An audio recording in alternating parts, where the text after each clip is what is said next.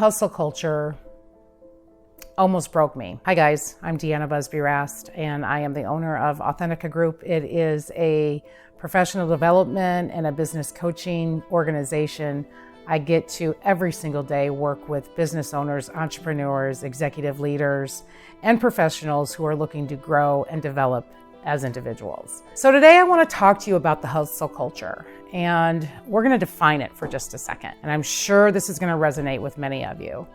It is, let me put the long hours in, because the longer hours I put in, the more I'm going to be seen. It means that I'm going to work tirelessly so I can get that next promotion. I'm going to do it because I know there's a bonus out there for me. That bogey is sitting out there and I know I'm going to get it.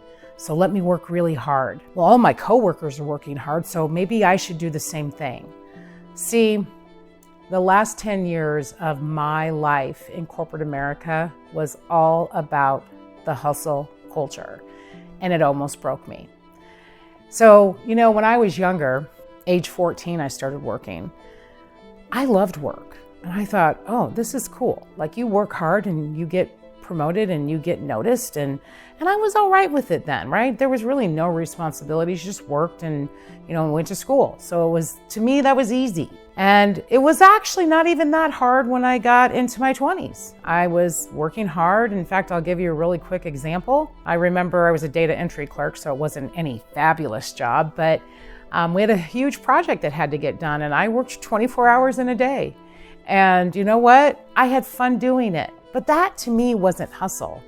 To me, that was just enjoying what I was doing. I had fun doing it. But when I no longer was having fun with the hustle is what I want to talk to you about today.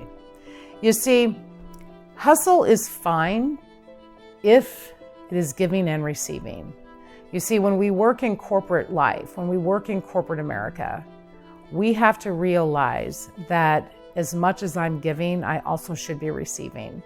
And that is when I saw the biggest shift in my career. When I started to hustle, and when I was letting my own needs and my own values and my own priorities shift in a different direction, and I was doing everything that I could to make the upper powers of the organization happy, is when I realized that I was caught in the hustle.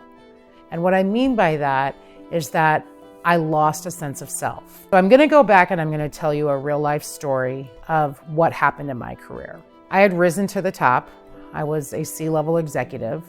I was running sales and marketing and corporate communication for about an $80 million company. And for the first 7 years of working at that company, it was glorious. We were growing, we were having fun, things were working, we were giving and we were receiving. And you see, when that's happening, it feels really good until it doesn't. The last truly probably 5 years of that career is when I began to lose who I was. I was no longer taking vacations. I was working on those vacations. I was on airplanes more than I was at home. I was working an extensive amount of hours. I would leave my office at 5 or 6 o'clock at night. I'd run to McDonald's, buy my dinner. I'd go buy a bottle of wine. I'd get back to my apartment, turn the laptop on, and I'd work until midnight. And I repeated that day over day. And the deal is through that process, DeAnna got lost. And I started to not even like myself anymore. I wasn't the bubbly person that was walking down the halls saying hi to everybody. I was shorter with people. I wasn't listening with intention. I became someone I was very uncomfortable with. And as I'm becoming very vulnerable with every single one of you watching this video, I think one of the best things in my life that ever happened is I lost that job in September of 2020. And boy, was I angry, was I mad. I thought, how could this happen?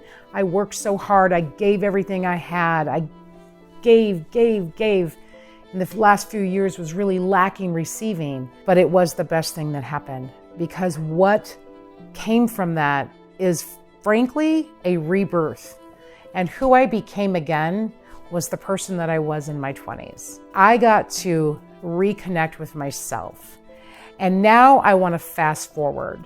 So guys, when I am working with entrepreneurs, executives, business leaders, business owners, you see, I see it. I see it because I lived it. So when I see those moments when somebody is hustling and they're not receiving, it's time to take a big step back, because there is a way to do this. You see, we can be uber successful in corporate America. We can be insanely successful running our own businesses, but we do have to build boundaries. We do have to build a way to contain the hustle. We have to build a process that is sustainable for ourselves as individuals. We have to really own how we want to approach every single day. We have to own how much I'm giving, how much I'm constantly giving, or how much I'm always giving. We have to own it. So when you are finding yourself giving and giving and giving and giving and giving and giving again, and you're not finding that you're receiving, you're not finding peace, you're not finding stability, you feel unhealthy, you don't look the way that you want to look, and I don't mean that just from the physique side of it. I mean on the external side and on the internal side. You know what I'm talking about. When you're wearing down, when you're absolutely exhausted. You know, there's this whole theme called the Sunday blues. They're real. How many people, Sunday rolls around and we start to think about the next day and we dread. We dread of what's going to happen. What am I looking at? So here's the deal. I'm okay with the hustle as long as the hustle is about giving and receiving. I'm okay with the hustle as long as you're building the boundaries that work for you, that it's sustainable for you, that what you can do is find peace in the Monday through Friday, that you can enjoy at least most of it. If you're finding that you've hit that point, then I would ask that you take a step back, because here would be my bit of advice. And one thing that I had so much wished in corporate America. I wish I had hired an executive coach, somebody to help me get through this despair that I was living in, to get me through the hole that I had created somehow. Because I ended my corporate career, not that I'm not better for it today. And I love the 30 years that I spent in corporate America. I really do. I learned so much from it. But here's what I will tell you. When you are caught in those moments, reaching out and talking to somebody will make a difference. Because if I would have had a coach, it's not that I wouldn't have left corporate America, but I may have left on different terms. So here's my last bit of advice. Know where you're at. You got to self-talk this, guys. You got to look at yourself in the mirror and say, is my hustle worth the hustle? What am I doing? Have I built my boundaries? Do I take vacations intentionally? Am I working on my vacations? Am I working 15 hours a day? Where am I spending my energy? Then reverse it. What is it that I need? What is it that's most important? How can I get there? Do I need help getting there? So I leave you with this. Last words when it comes to hustle. We know it's real. I'm not sure it's going to go away. But what I am sure of, whether you are 55, 65, 75, 25, don't care the age, build your boundaries. Know what you can give. Know that you need to also receive. I'm DeAnna Busby-Rast. I own Authentica Group.